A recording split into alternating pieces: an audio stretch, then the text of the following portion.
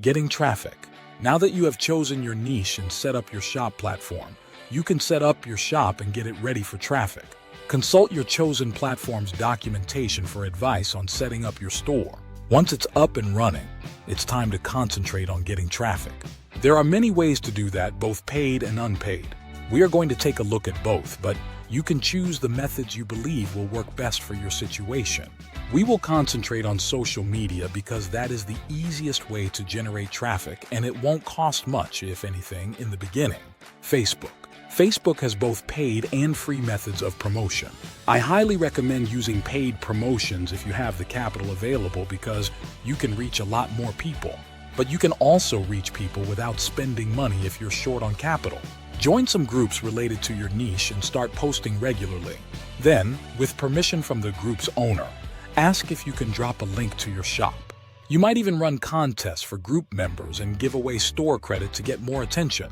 Pinterest. Pinterest is one of the best ways to generate traffic to a shop because it's been proven to be the single best platform for selling. While other platforms might bring in more volume, Pinterest will usually convert better. It's a good idea to start a separate Pinterest account for each niche or store you create because people often won't follow accounts that are random and unorganized. If you want people to follow you, then you need to have a tight niche with several boards that have interesting pins. To grow your following on Pinterest, start out by following a number of accounts in your niche, but make sure you've already set up your profile thoroughly and created a few boards. This will get more people to follow you back. Here are a few more tips for Pinterest. Use keywords in your name. Example, recipe girl, cooking and food. Use keywords in the description of your pins. Set your best images to the cover of each board. Use keywords as your board names, don't get cute. Make all your own pins taller than they are wide to stand out.